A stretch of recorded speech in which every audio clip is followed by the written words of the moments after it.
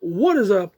FCT ENT Tro is here to rank my top 8 WrestleMania experiences because I have been to 8, and after this weekend I'll be to 9.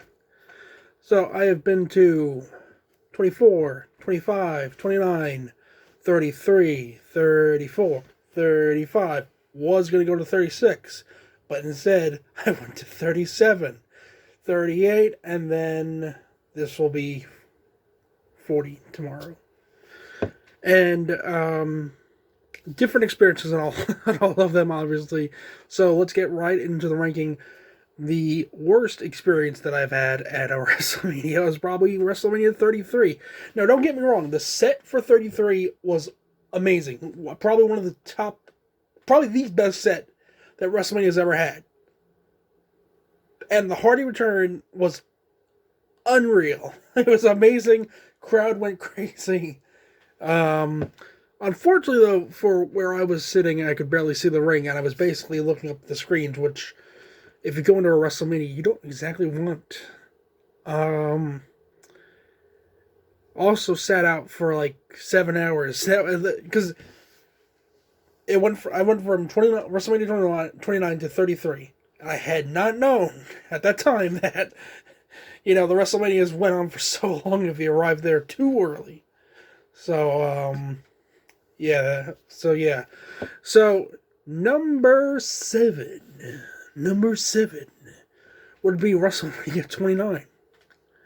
So, the problem with WrestleMania 29 is simply, it was cold. And as a New Yorker, I can handle the cold, but it was a bit too chilly for me. Views were fine.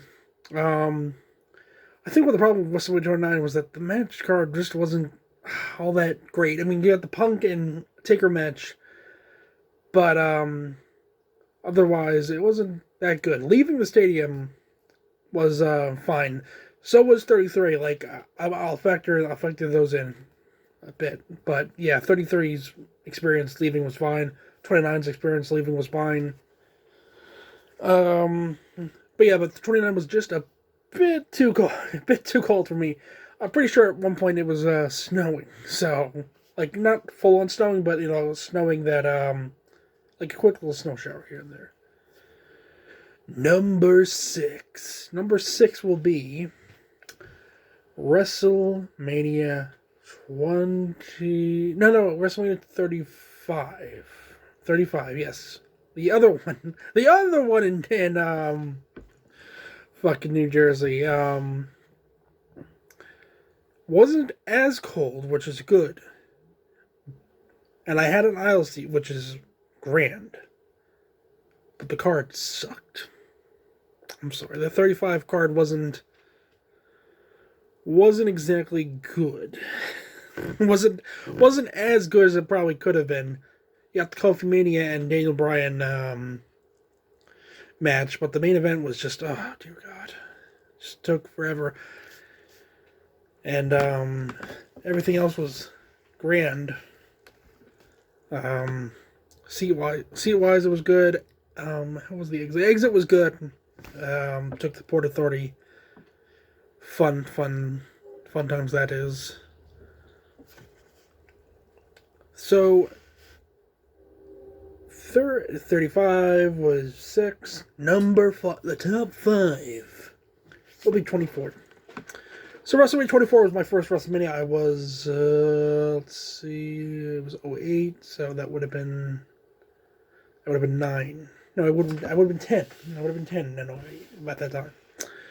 So, little kid Tro, 8 years old. 10 years old. Don't know why I said 8. I'm thinking 2008 because it was 2008, the show.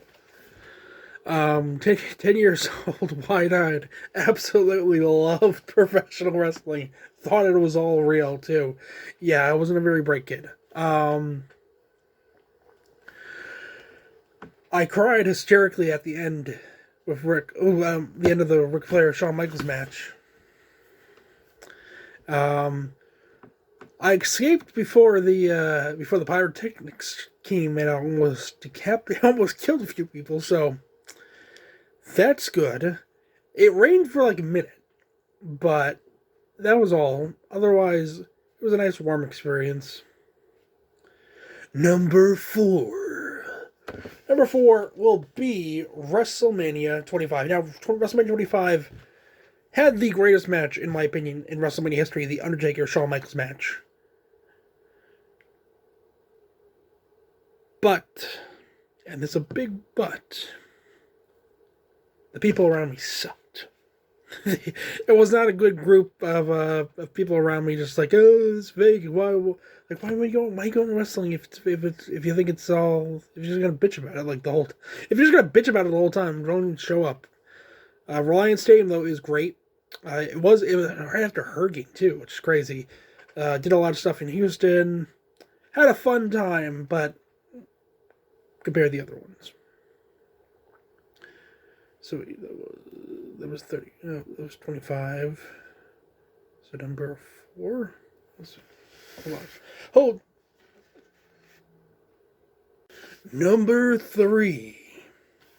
So my number 3 will be WrestleMania 34 live in New Orleans. I could see. So I could see the ring. So that was good. Leaving was pretty good too. Matches were fine. It was nice to see like the little inner workings for the Ronda Rousey match, like seeing the referee tell her, get up, come on, get up.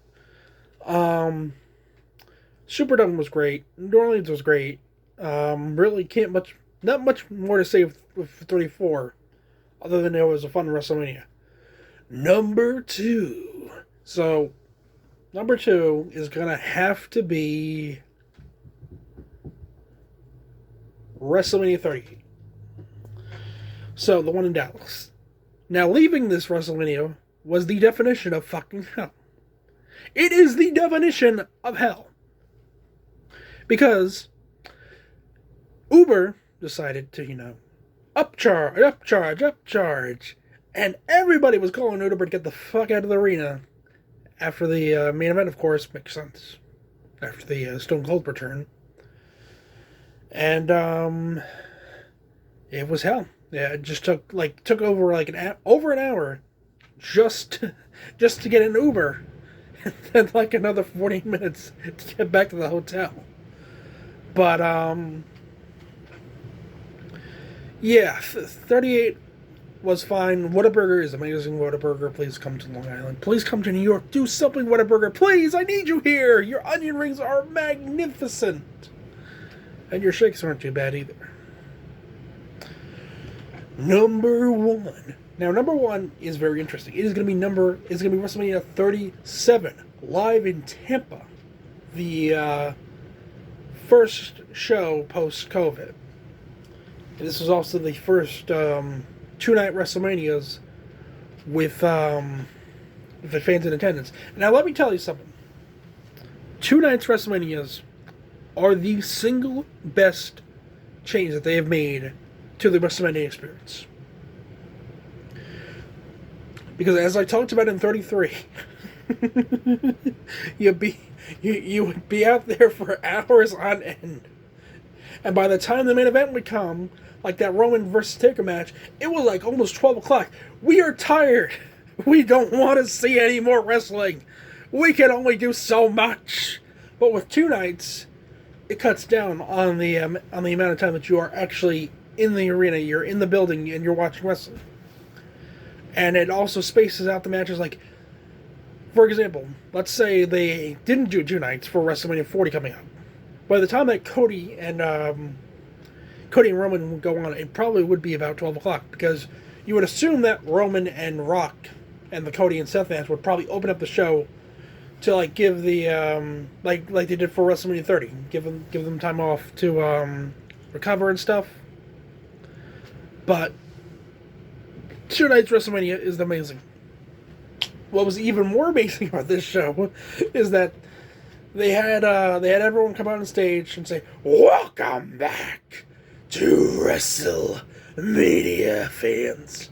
And followed by the greatest announcement. Please seek shelter. As a rainstorm, a fucking monsoon came out of nowhere and started raining in Tampa.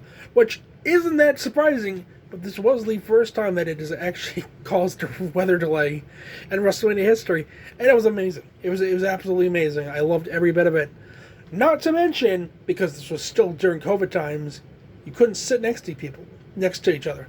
So they had cardboard cutouts of this random ass image people sitting next to you. And I was so glad that my people survived. They are the best fans that I have sat next to at a WrestleMania. So that was great. View wise wasn't that good, but it's whatever. I got to see the Fiend's fucking Jack in the Box get set up, so that was pretty neat. So yeah, those are my top 8 rankings. Don't know where WrestleMania 40 will land. We will see. It's going to be cold, so that is a point against it, and it's probably going to be complicated to get out. So that's 2 points already. There, look at that, 2 points. So that is it. Don't forget to subscribe, like the video, and much like the Liberty Bell, I want you to do a big thing. I want you to smash that bell, crack that bell open, and be notified whenever we post a video or go live. Take care, guys.